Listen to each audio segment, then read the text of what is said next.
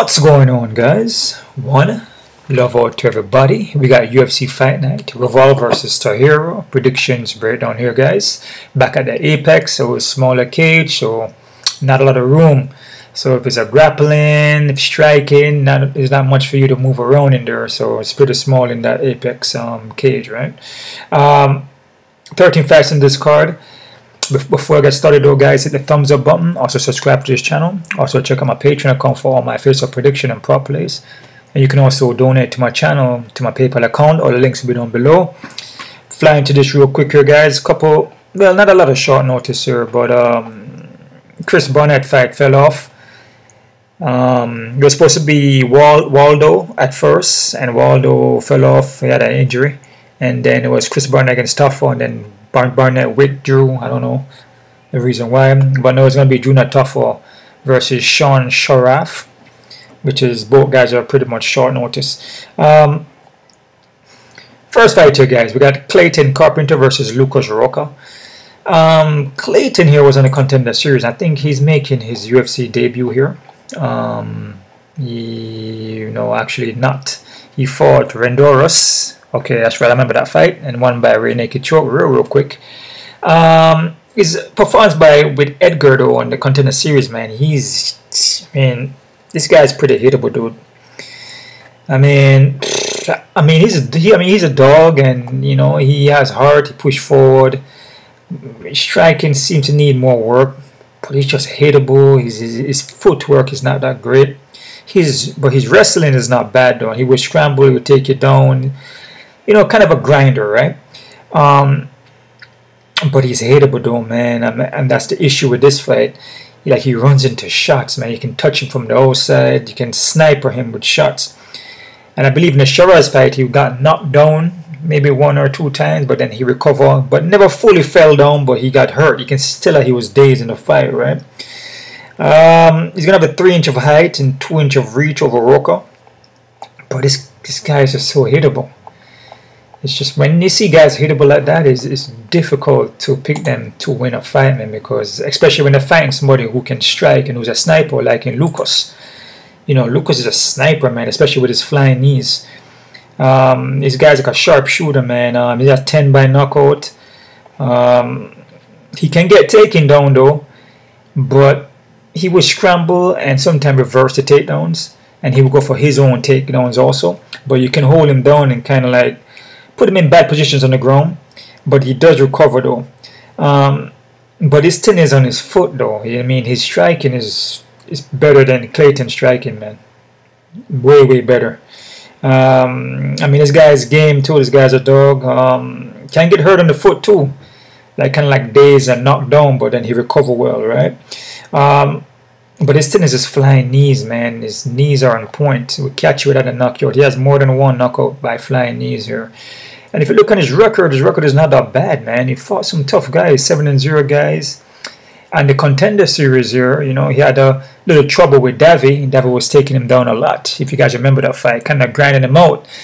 And then he came back in the second and get that knee finish.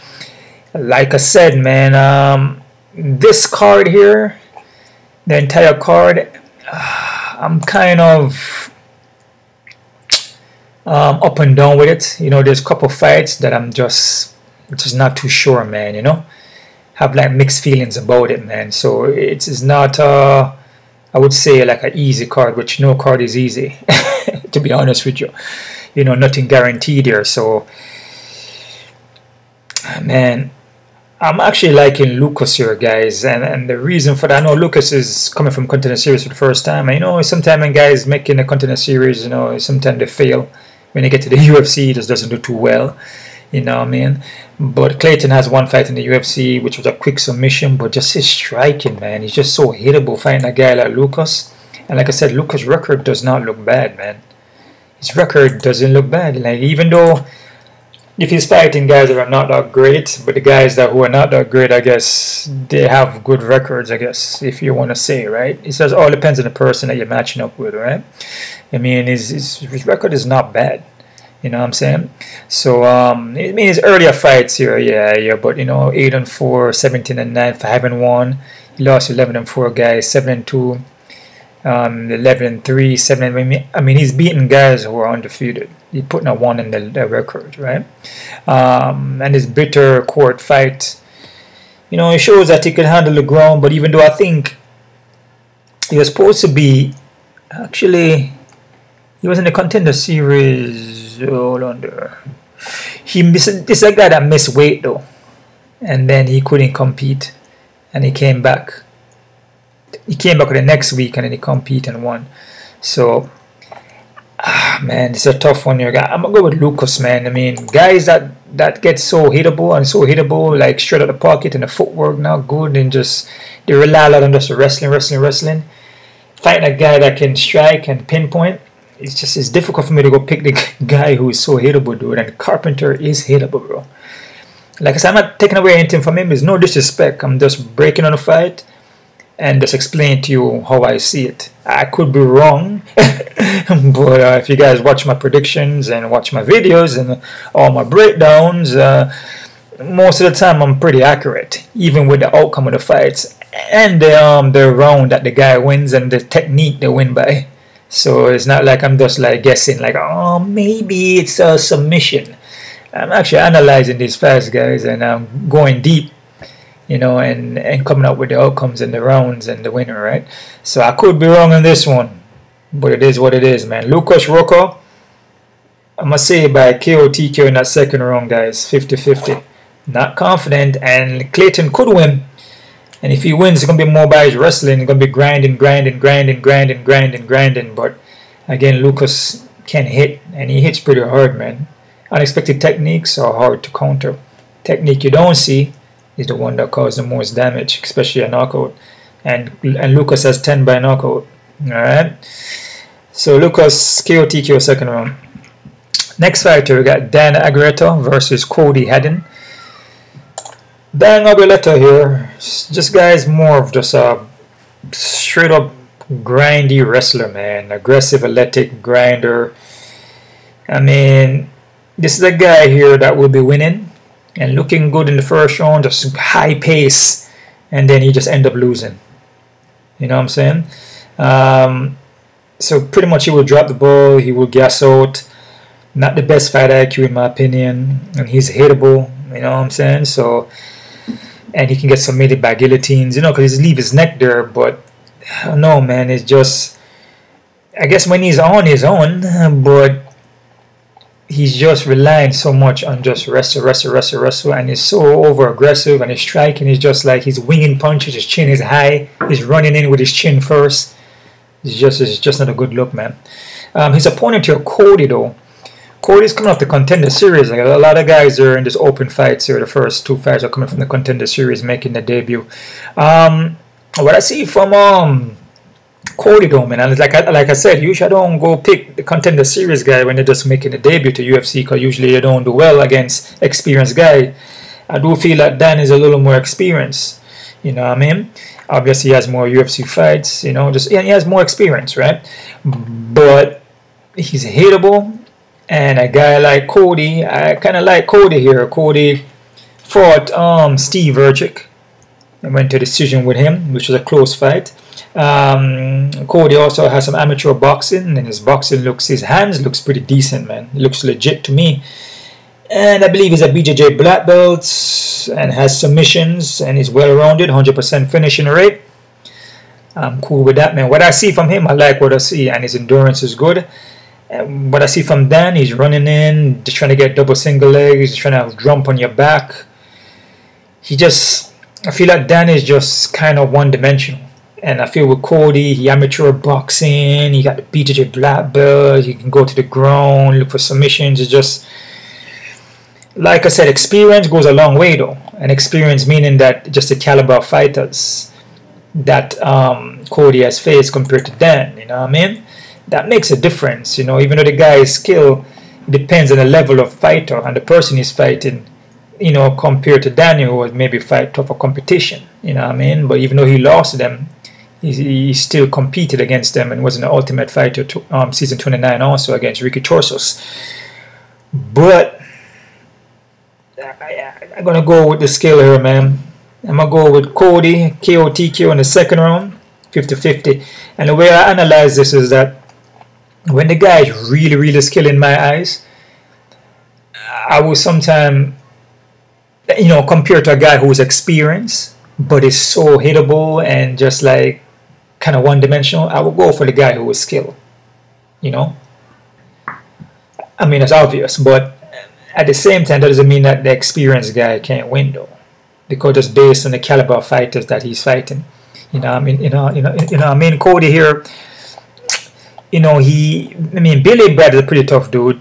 You know, Paul Logo, but he hasn't really. I mean, Steve Erceg. I mean, you could say that was a close fight, but again, you know, maybe maybe coming to this fight and Dan is just taking him down, and then he just flop on his back, and Dan just grind him out, and he trying to hit Dan with punches and nothing really sticking, and he just end up Dan just use more experience and grind him out. That's a strong possibility. So this fight is 50-50, the guys. Like I said, I have mixed feelings about this card here. I'm not, you know, confident, which nothing is confident in any of these fights, to be honest. I'm going to go Cody KO, TKO, second round, not confident. 50-50.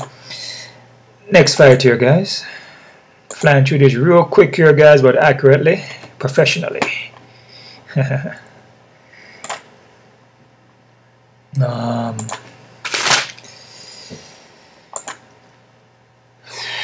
Yeah, let's see. Oh, come on, man. Come on. Next fight here, we got Cory McKenna versus Julia Palestra. Cory here, she is well-rounded. Will look to grapple mostly, but her last fight, she got caught in a submission. And she seems to be kind of like, you could catch her in a submission and usually she gets out of it. But against Jacqueline, she wasn't able to get out, right? She was trying to. She trained with a Team Alpha male there, which works a lot on the grappling and the wrestling. Can be hittable at times, even though her boxing is getting better. But she can be hittable though. But, you know, she comes to strike though. She comes to throw the hands and she mix it up. I mean, she's not bad, man. And look like she's improving a lot. Her opponent here, Julia, is a short notice. Julia, you remember, was in the Contender Series, you know, a couple of times back there. She was on the Contender Series against Patricia, which she won that fight, but then she lost against Jasmine Jazovicius back in 2021. If you guys remember that, she was just getting grinded out, man. Takedown. So with Julia here, Julia sometimes starts out slow, you know, but her thing is her Muay Thai, and she can strike, but sometimes she starts out real slow and just won't do much in that first round, you know. Like she doesn't let it go, you know. I believe she's a BJJ black belt too. She has some submissions, so she will look to take you down and look for the submissions. Also, you know, good in the when she mounts you, she have some good ground and pound. 5-inch reach on her, which is massive. But like, as you know, see that when she's on, you know, like when she's on here with her fight against Patricia, she looks real good, you know. She got a rear naked choke, you know. She mixed up and can get takedowns, and I feel she's gonna be the better striker here. But man, this goes back to experience, and Cory may not be the better striker, but she can still throw the hands and she can still strike, and her ground game is not bad, and she has a little more experience here. I just feel with Julia is like she can get taken down, man. You know, and you can grind her out. And if McKenna come in here and push a hardcore wrestling, which she trains at Team Alpha Male, you know, she could get a win here, like what Jasmine did.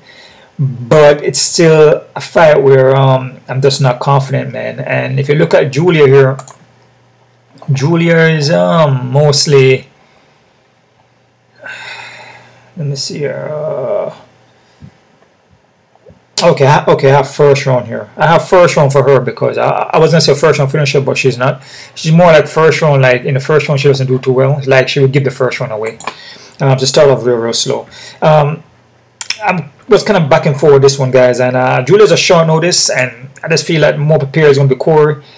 I just feel Cory has just a bit more experience, and she is slightly hittable, but her striking has been getting better, so there's an improvement, and then she has a ground game with her wrestling, and also has submissions too. And with Julia, you can take her down and put her in bad positions, and then she just be on her back, try to throw up some submissions where she could catch Cory with submissions possible. But I'm going to give Cory a shot here. I'm going to say Cory by decision, guys. I'm not confident. It's 50-50. And like I said, with women fights, like I always say, man, so there's every single card when there's a woman fight. I pick Cory and Julia wins. Or I pick Julia and Cory wins. It's always one way or the other. Like whoever I pick, the other person wins. The opposite side wins. So be careful with this one, man. Be careful with this one. Alright. Next fight here, we got Junior Tafa versus Sean Sharaf. Both guys are pretty much kind of short notice, man. Because they're supposed to fight. Tafa was supposed to fight the other dude there, Chris Barnett. So I guess Sean is a real short notice. Like really short, maybe like 2-3 days or less. This one is heads or tail, guys, and it's one that you probably don't want to mess with, to be honest with you, because with Tafa, he's a heavy hitter. He has, you know, kickboxing background here, glory fights and stuff like that. The guy's powerful. He can strike, you know, but he dropped the ball though, man. Especially when he's fighting guys that can wrestle or has BJJ black belt or BJJ grown or just have a grown game, man. Tend to not do too well, you know. Will slow down, gas out, and then get submitted.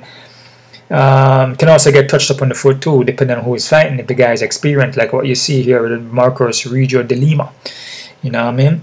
So, but overall, like skill-wise, his striking is not bad, and he packed power.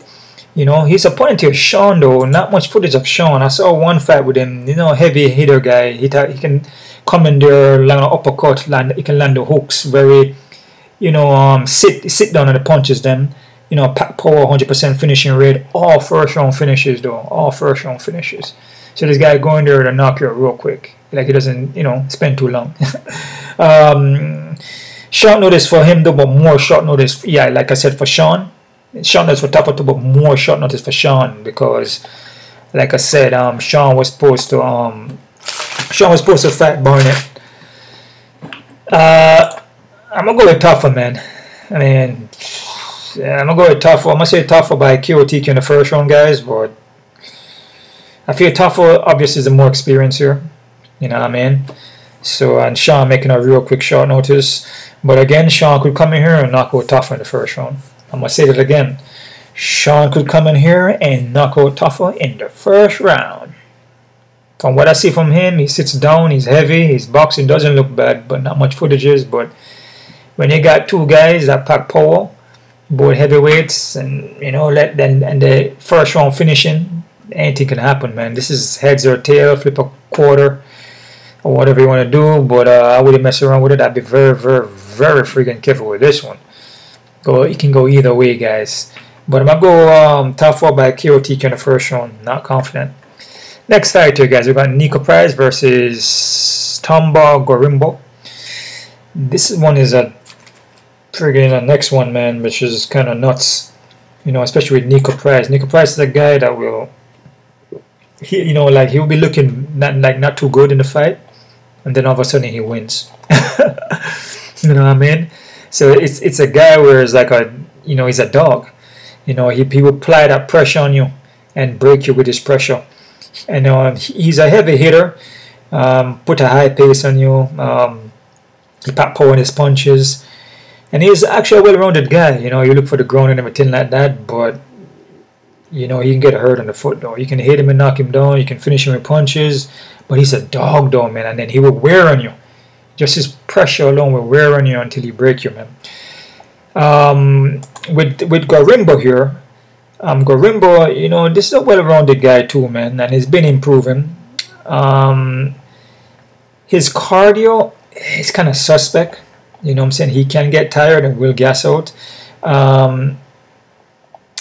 But his striking has improved, and you know, he just, like, his all-around game just doesn't look too bad. But I still feel like Niko Price is just a more experienced guy here, you know. And like I said, when it comes to experience and the skills and everything like that, when the guy is also skilled, because Niko Price is skilled and also well-rounded, you got to tip a little bit more to the experienced side, man. I'm not taking anything away from Gorimbo, but yeah, I just feel with Gorimbo is still, he will gas out, man. And you could put him to his back, you know, and then he would just be on his back trying to look for submissions, which he can get the submission. He can get it. And then a guy like Price will also gas out too. You know what I'm saying? So it goes either way, man. It's just one of those fights where it's just a difficult one to pick, man. You know, people will be like, oh, man, I mean, Gorimbo is going to win, really? He's going there and, yeah, right. No, I don't think so, man. I mean, remember Price fight a lot of guys, man. Even though he lose to some of them, lose to a lot of them, actually. And, you know, it's win-lose kind of vibe. But fought a lot of tough guys in the sport, man. You know what I mean? And some of them he beat and some of them he lost to. You know what I'm saying? So it's not a guy that you want to count out like that, you know? And usually Price, you know, he will shine, you know, with fights like this, especially against Gorimbo, who's been looking good with 3-fight win streak, you know? You know what I mean? He's coming here and, you know, I'm going to get a win, and, you know, you think he's going to get an easy win. You know, that you think that Gorimbo is going to come in here and beat Price easily, and this just doesn't happen like that. I'm gonna take a little Price here, guys. I'm gonna take a little Price and go with Price here. I'm gonna take a little shot on Price. Do I believe that Gorimbo can win? Most definitely.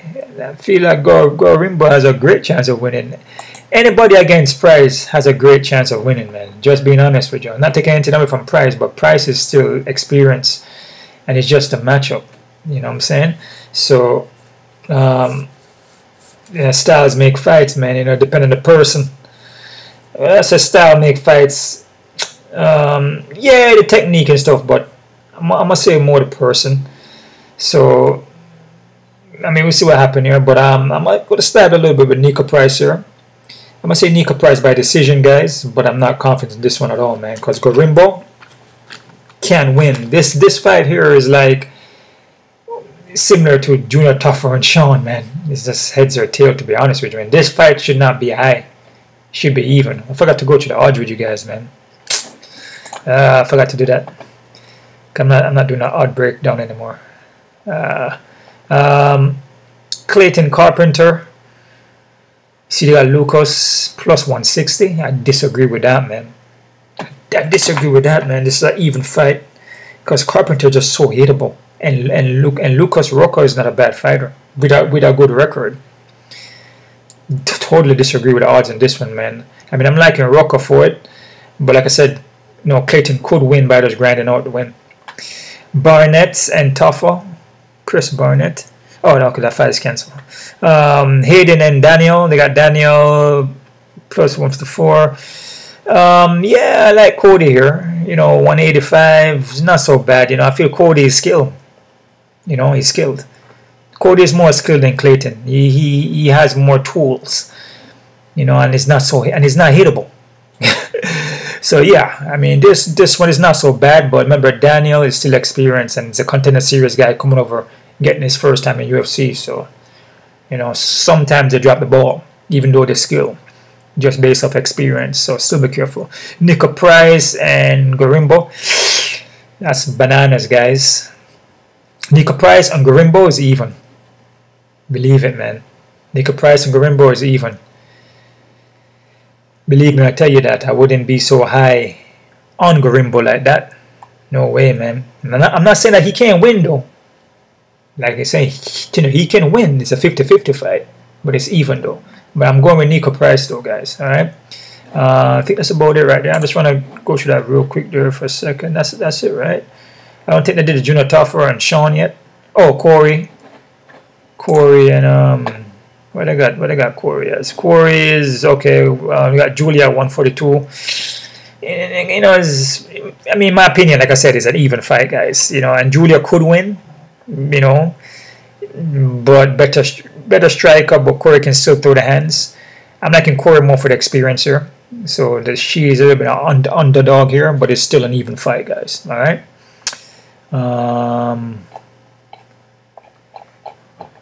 Yeah, I guess I don't put the odds up for the other fight yet. Which that fight should be even, man.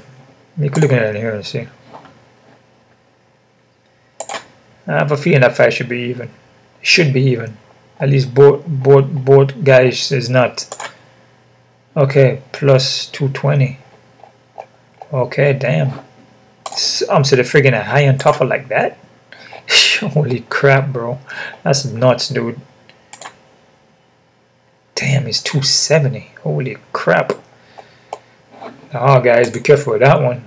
Like I said, this fight here, Junior Tafa and Sean, careful with that, man. Because Sean could knock out Tafa. Believe me.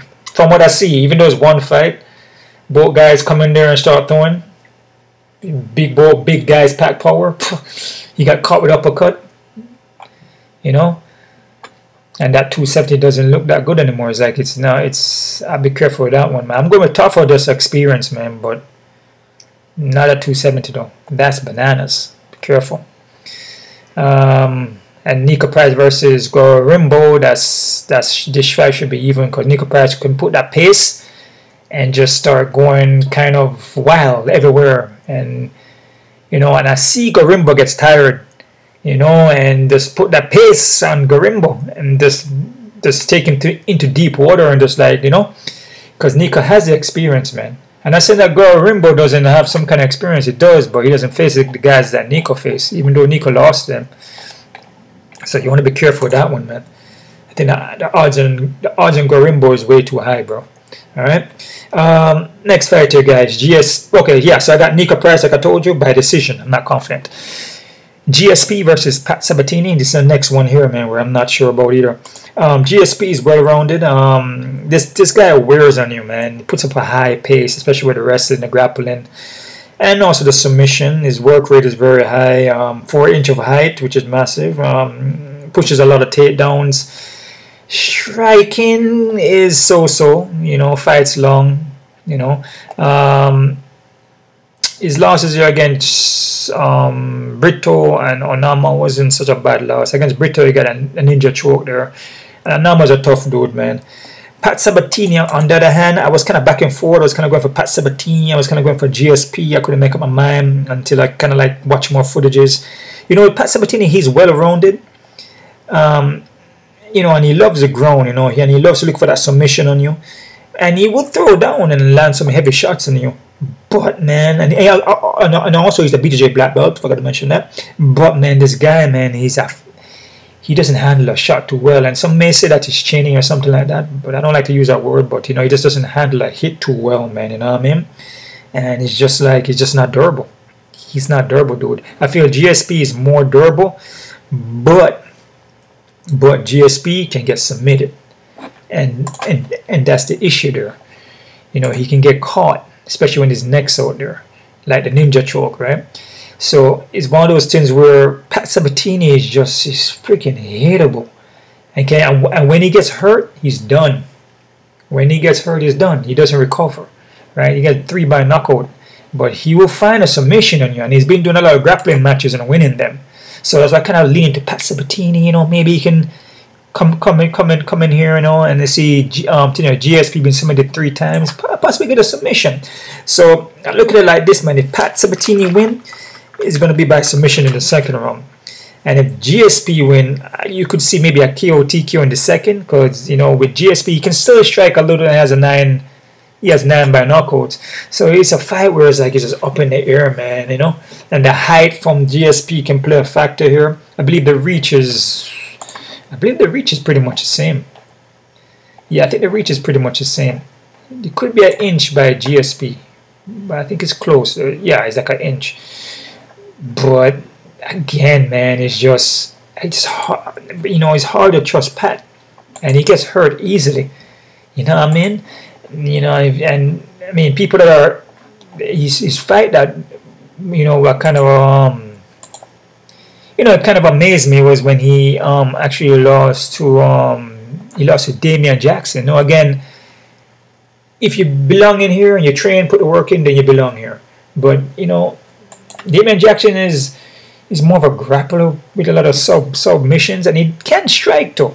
You know, the guy can strike a little bit. Striking getting better, but he just got grounded out by Damian Jackson because he got hurt and he doesn't recover. So if GSP connects to him and he gets hurt, the fight's over, man.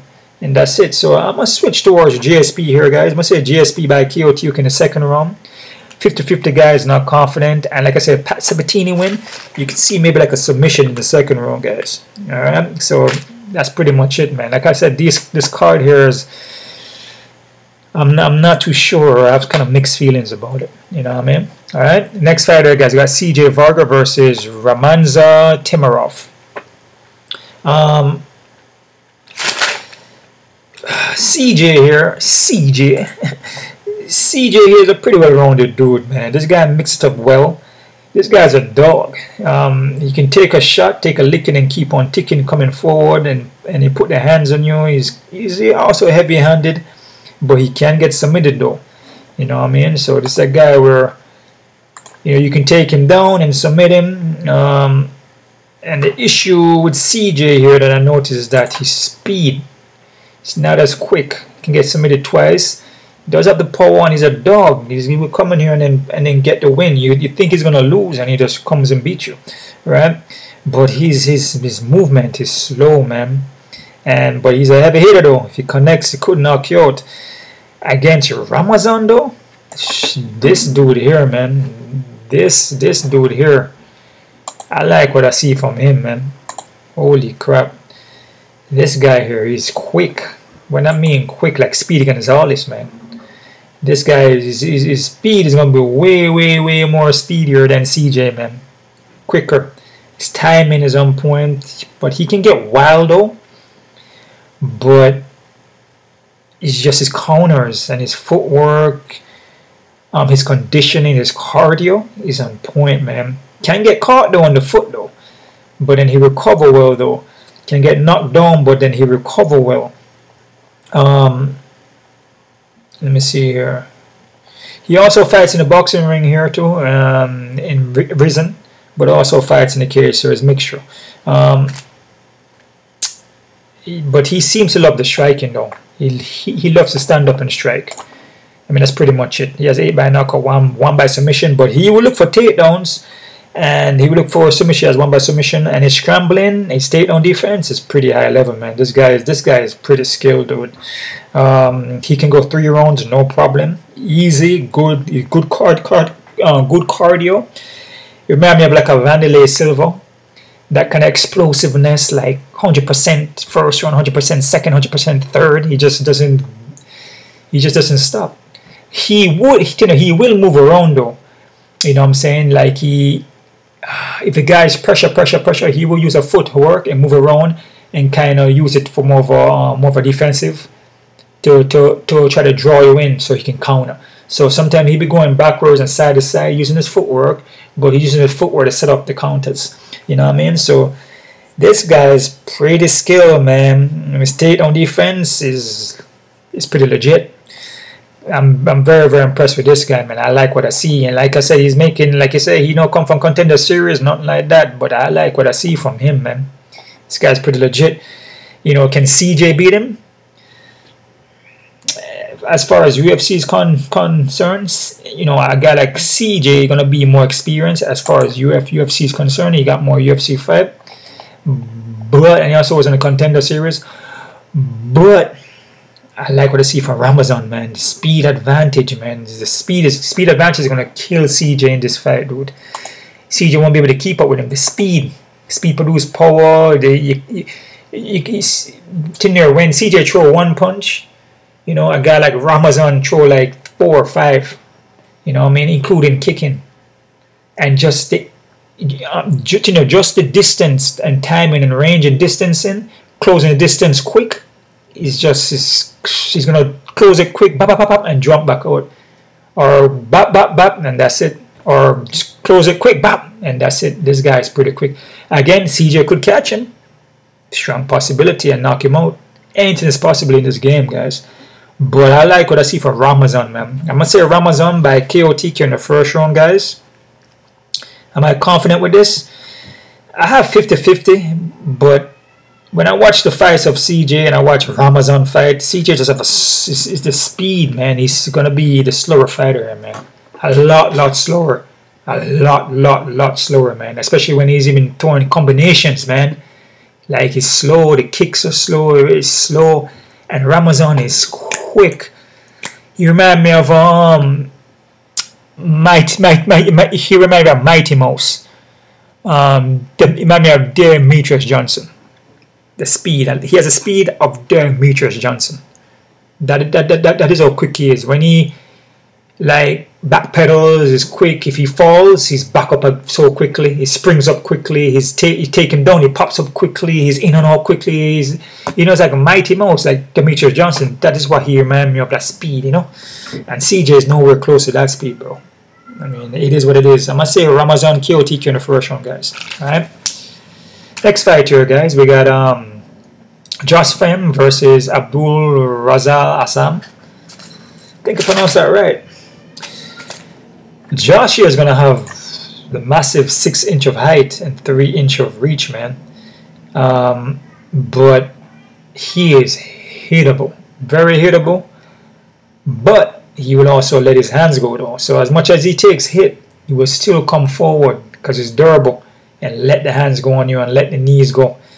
But he can also get taken down and controlled on the ground and beat up on the ground and spend all his time on the ground, like what he did with Andre Petroski, you know. So he would spend all his time on the ground and just grind out, you know. He just doesn't look for guard, just don't try to get up, just be on his back, you know. It's not really a good look, man.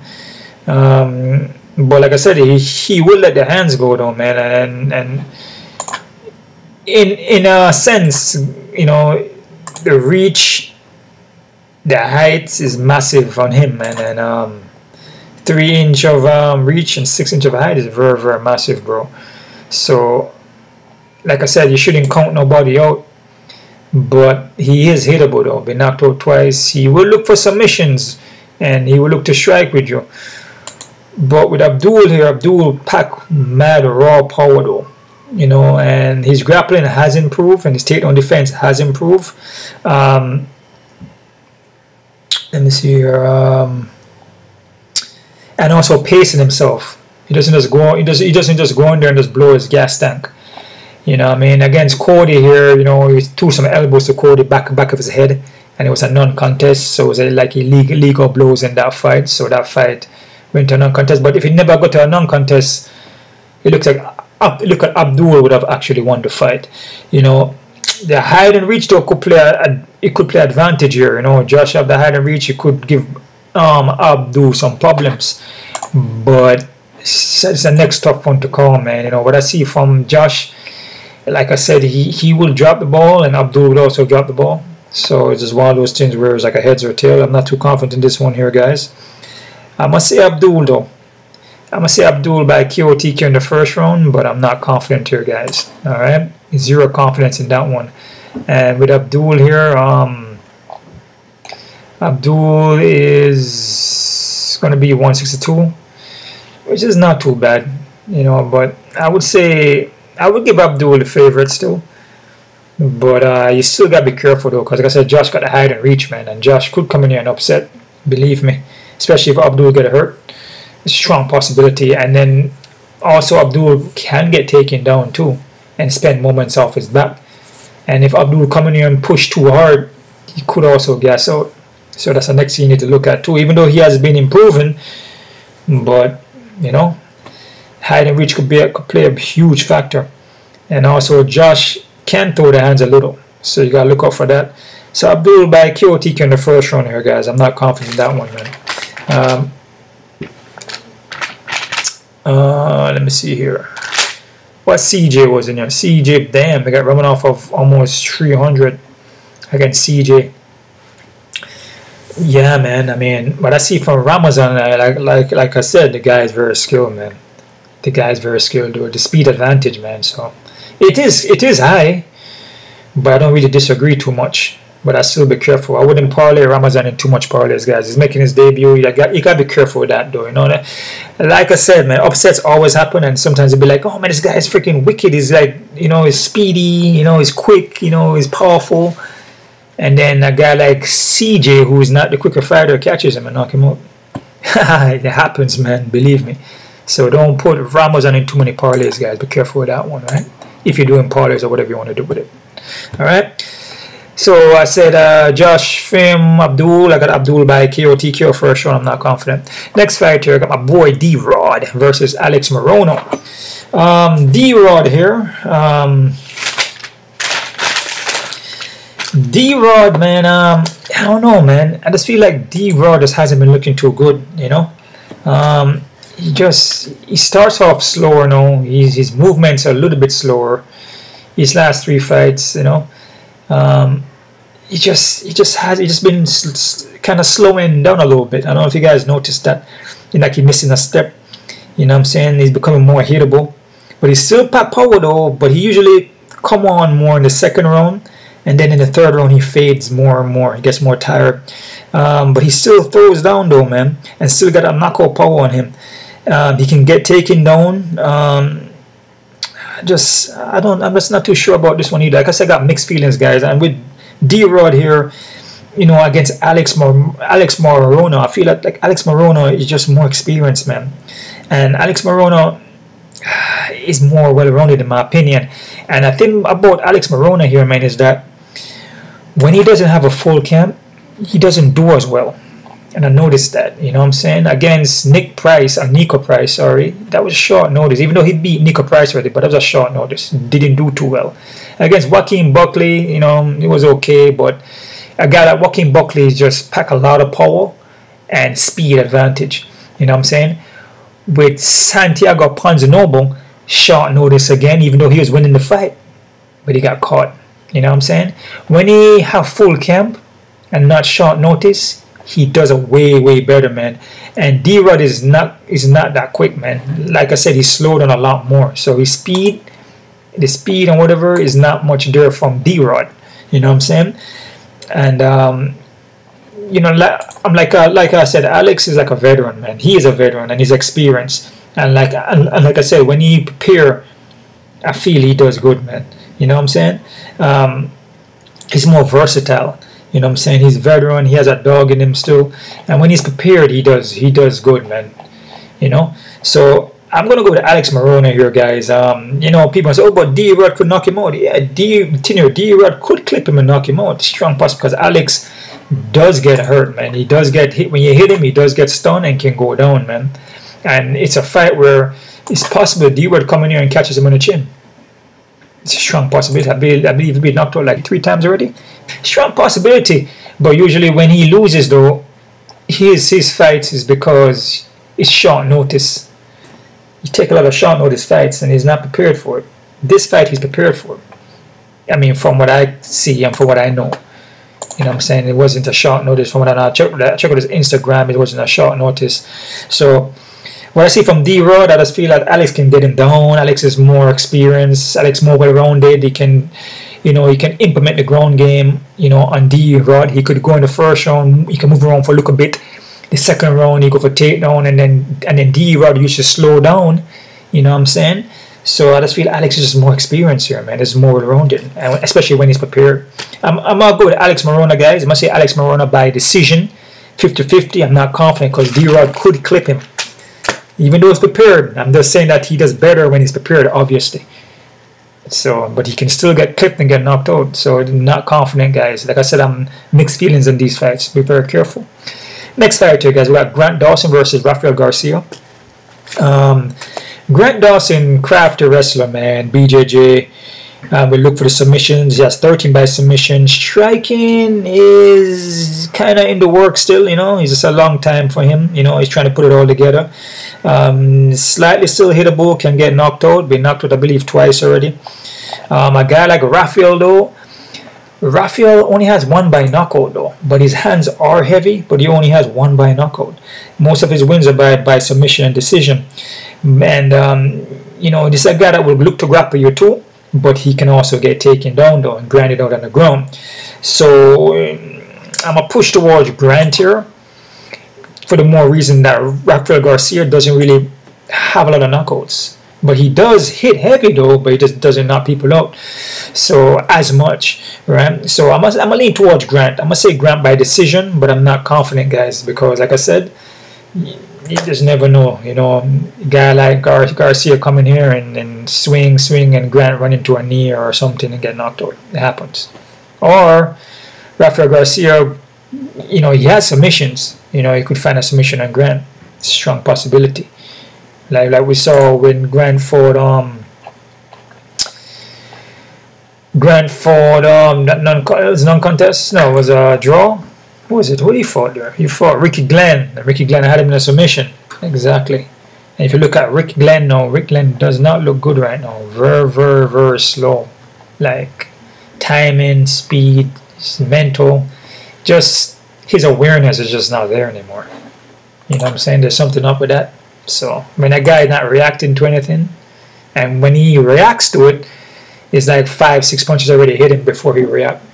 It's not a good look for that, right? That's not good. All right. So I'm gonna go with Grant by decision, 50-50, guys. Next fighter, guys, we got Chedi Njokuani versus Gerard Gooden. Pronounced that right, I think. I'm just gonna say Chedi though. I'm not gonna mention. I'm not gonna say the last name anymore. Chedi's gonna have the 3-inch of reacher and 3-inch of height, which is massive. Chedi is a skilled dude, man, and I like his style. I like the way he fights, but he can get taken down. You know what I'm saying? And he will also gas out, and usually in the first round is where he shines. So it's like a first round kind of dude where he looks for that knockout in the first round, right?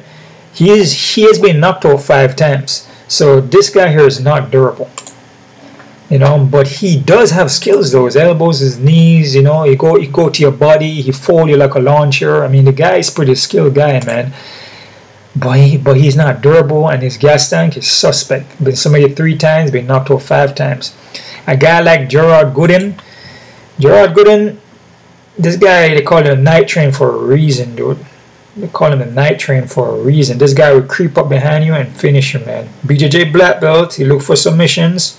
He will also look for the knockout. He's a heavy hitter. Fight IQ may not be the best, and his defense sometimes is kind of so. You know, you're walking to shots, but he's durable, and he got the dog in him, and he's live, dude. And he's live, you know. He will push the fight to the end. Chedi will fold up. You know, Chedi will fold. He will come in the first round. He will try to get a knockout. What I see him doing now, he's trying to pace himself a little better against Reyes here. But even then, he was getting a hit. He was trying to compose himself and trying to he's trying to reserve his gas tank. I noticed that. You know what I'm saying? So the fight was kind of back and forward. That's why I went to a split decision. You know what I'm saying? Because they're probably thinking that Chedi was going to finish this guy, Reyes. But then he was just pacing himself against Gerard, man. Gerard is like, he's going to come at him. He's going to keep coming. For both fights, he got finished in the first. But he hasn't been finished lately, though. But he can get finished in the first round, though. So it's a fight where... It's a fight where Chedi is going to probably sprint and then try to take him out real quick. I think that's what Chedi is going to do real fast. And come in here and try to get rid of him quickly. But, like I said with Gerard, he is durable, though, man. He is durable, and if he can take the onslaught of those shots, you know, if he can weather the storm, Chedi will be in problem. You know, it's not a confident pick here, guys. I'm liking Chedi, but I'm gonna go with Gerard Gooden here, guys. I'm gonna say Gerard Gooden by submission in the second round, guys. I just feel that Gooden can weather the storm here, man. And yeah, I just feel with Chedi is more first rounder, second round he may do a little bit something, then he'd start to fade. And Gerard is just a guy that's gonna just push a high pace and keep coming forward. So Gerard Gooden by submission in the second round, guys. I'm not confident. And Chedi, if Chedi wins, it'll be first round knockout for Chedi. Believe me on that. So this is a 50-50, heads or tail. So if Chedi win, first round KO TKO. If Gooden win, I say a submission in the second. Gooden could even get a knockout too. That's very possible. Gooden could even get a knockout in the first round. You know what I'm saying? So it's a fight where I see a lot of people are like, Chedi gonna go in there and finish him real quick. I don't think so, man. When you break down the fight and you look at the stats and read up and watch them fight, you see what I'm talking about. You know what I'm saying? Chetty looks good on the outside. He got the reach and the height. He looks good. And if you can land that shot to the body, you can finish Gerard in the first round. But if he lands a shot, then nothing happen. That's why I say it's an even fight. So I like Gerard Gooden submission second round. Night train, man. Gerard Gooden is plus 154. You know, he's underdog. He's expecting Chetty to come in here and then finish him real quick. You know what I'm saying? The same to the Reyes. Yeah, Reyes, you know, Chetty was going there and finish Reyes too. But no, Reyes and him was pretty much kind of like the same height and reach, kind of. You know, you have a guy, Gerard Gooden, who's shorter reach and height. So it's supposed to favor more Chetty to win, right? It's a strong possibility.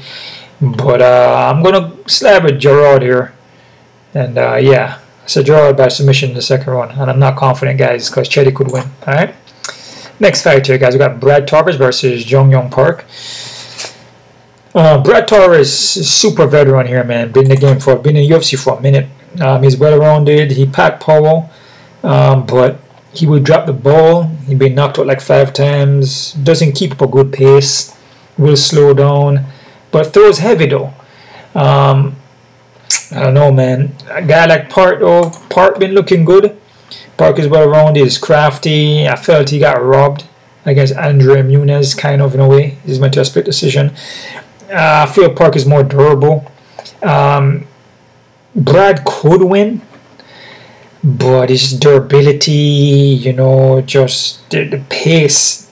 You know what I mean? Brad can get taken down. I don't know, man. I'm going to say Park here, guys, but I'm not confident because I do believe Brad could get a shot here and win. But I'm going to say Park. I'm going to say Park by decision, 50-50. All right? Main fight in the card there, guys. We've got Brandon Royval versus Tatsuro Taira. What I see from Royval here, Brandon Royval is very experienced. You know, the guys that he's losing to are like Alex Pantoja and Brandon Morono, which he got a split decision, which I felt like Brandon Morono won that fight. It was kind of robbery. He would keep the fight, you know, you keep the fight kind of long, but he gets wild with it. He would mix it up. He would look for the submissions. Striking punches, not really pack that much power. Can get sloppy, kind of leaving openings, especially to get submitted and get touched up. So Brandon Royval is hittable, dude. He is hittable because he leaves a lot of open, right? Opponent here, Tatsuro Taira. This guy is a good prospect, man. This guy is skilled. You know, he's very calm. He's tight. He keeps everything tight and technical. He wants a fight to be kind of clean for him, but he's well-rounded and he can get touched up a little bit, but not as hittable as Brandon. But you could hit him with some shots though. But then he will, as fight go on, he will make adjustments. You know, and his takedowns are good. His grappling, his submission game is good. So this is a guy here where he make adjustments and has smart fight IQ. So this guy here is a very good prospect. And he's well trained, and I feel like this is very technical, you know. And he's not a lot of openings like what Brandon has. Brandon is kind of like just loosey goosey, you know, which is cool. It's cool to flow, but he leaves a lot of openings, man. I feel that Tatsuro Taira can expose those openings, you know, from my opinion. I could be wrong though. So I'm gonna go with Taira. I'm going to say Tatsuro by submission, guys, in the second round, guys. All right? Like I said, the more experienced guy here is Brandon Royval, you know, like I said. But I like what I see from Taira. I feel he's a very good prospect. I feel he's very well trained and skilled and very technical. And the guy is good, man. I mean, you know, what he did there to Alex Perez, you know, even though Alex Perez, you know, he kind of pulled him to the ground and kind of messed up his knee there, but he was winning the fight, you know, he was winning the rounds there, you know. You know, with Brandon is gonna come in here and throw, but not really pack power. I just feel like Taira, in my opinion, is just skilled. You know, he's well rounded, skilled in every avenue. You know, so I feel like he could get a submission in the second. So I'm going to go with Taira by submission in the second round, guys. All right? 50-50 though. And that's it right there, guys. The predictions breakdown. Take a quick look at the odds here for that one. We got Brandon. Oh, they got Tahara 218. Wow. I disagree with that a little bit. I like Tahara, and I still say he should be the favorite. I just feel like he's just more composed. He's more technical. He's more tight with the movements. He's not so open. There's not a lot of things you can find on him, you know, to take advantage of, right?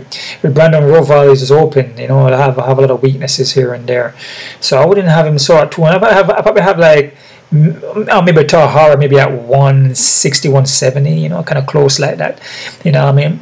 But yeah, man, Brad Tavares is underdog here against Joe Young Park.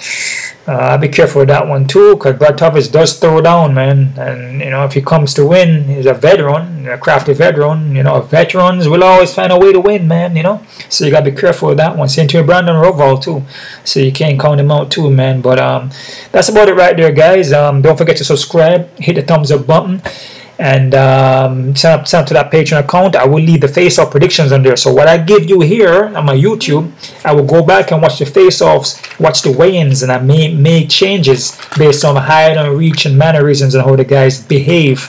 You know,